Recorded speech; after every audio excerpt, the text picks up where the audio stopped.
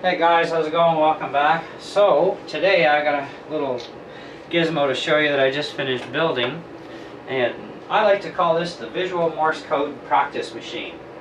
Now with the ham licenses now, at least in Canada, we don't have to have Morse code, at least not for basic licensing, and I'm going to go for my ham radio operator's license in the new year. But I also wanted to learn Morse code, just in case I decide after I want to go advanced, in which case I think it's mandatory for Morse code for that. But anyway, I have more checking in to do on that as well to find out exactly how things work. So in the meantime, I had some stuff laying around here like switches, the box, the LEDs, extra LiPo batteries from, whatever. And I thought, well, hey, this would be a good project, and, see how long it takes me to build it. I would have done a how-to video on this. I may do one on the next box because I am going to build another one with the piezo alarm in it so I can get audio and video up. But this is a good portable unit to carry around like in your shirt pocket. And being that it's a LiPo battery, I mean, it'll hold a charge for, oh God, forever almost, before I'll have to recharge it again. Because even the LEDs, they don't chew up anything for power. And, so the battery can just stay in here for, for a long time and not have to worry about it. And, but the entire project cost-wise, to get my hands on the green bulbs, the box, the switch, the battery I had out of a dead helicopter that wasn't fixable, and it was a good battery, so that really didn't cost me anything. But if you were having to go out and buy all these parts, including your battery, your GST connector and all that, you're looking at probably about a $20 project right there just to build this, and it's not difficult to do, it's very not difficult. I'm going to take the back off this thing and just show you how I hooked all this one in together for now. Like I said, I would have done a how-to video, but it's really not that difficult to do.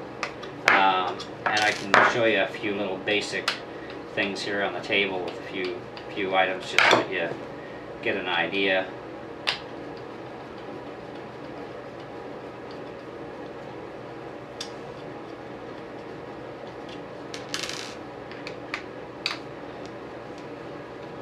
Screws are like 10 miles long. I don't know why they make the screws so long for these boxes. Really don't need them that long. Okay, so our LiPo battery sits in here. I have a JST male connector, so you get a little bit of a visual there. Now even this particular connector was recycled from a helicopter, so I mean, if you got this stuff kicking around, it's really going to be a lot cheaper. I just hot glued everything down in place. I ran the LEDs in series hookup, so I've got one line here, my red line here off my battery connector goes to my first positive LED, and on that line, and then the negative off that LED goes to the positive on the next LED, and then the negative comes across to the other side of the switch here, and then on the other side of this switch here is also the negative. So you can use this switch as the positive or the negative, doesn't matter. I just wired it that way because all the switch is just a breaking point that when you push it together or activate the switch, it just makes the connection is all it does.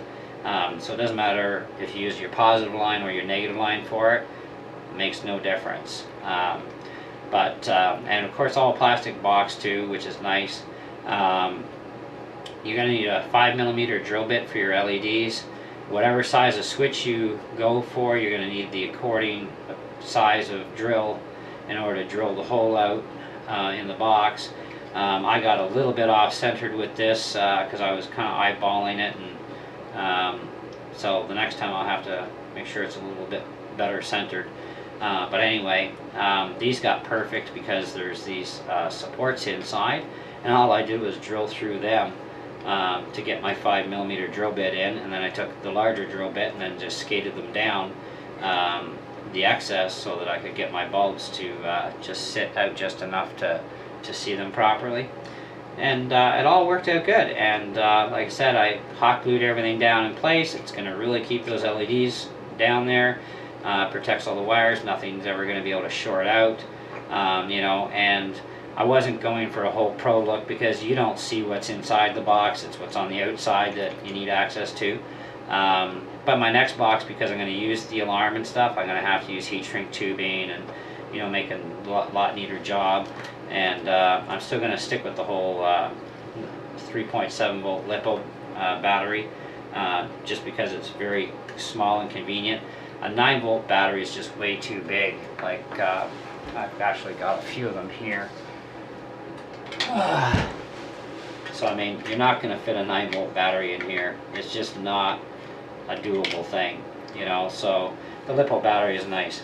Now if you get a box that's just one size up from this, well then you could use a 9 volt, but then you're going to need a resistor on your LEDs so you don't fry them, because the LEDs only handle a maximum of 3.7 volts, so you know, you don't want to toast them. But we'll have to see what the voltage requirements are too of the piezo buzzer, and go from there with it. So putting this all back together, real simple.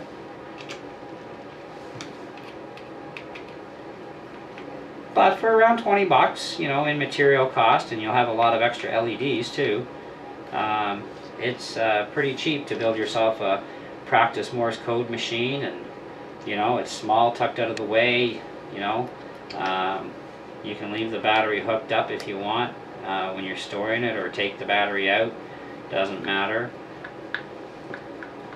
So that's my little gizmo that I bought, or sorry, built. So let me know what you guys think. You know, feel free to leave your your comments as always, and you know, questions if you have any.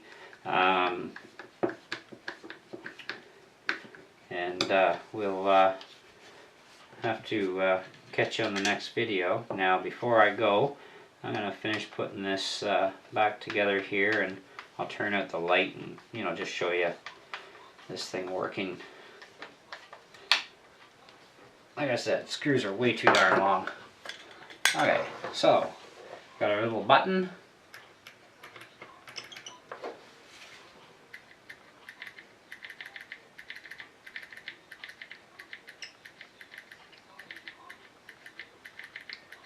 Now I went with green because it's not going to be overly bright. I thought about the bright white lights, and then I was like, nah, those things are so bright I'm going to be seeing spots for days. Didn't really like the idea of going red, you know, so I figured, you know, green I can see, it's not going to bug my eyes too much, and I like green anyhow over red when it comes to LEDs. So I got a lot of practice to do learning for Morse code. This little machine is going to help out a great deal with being able to do that, you know. And anyways, so we'll catch you on the next video, guys. Thanks.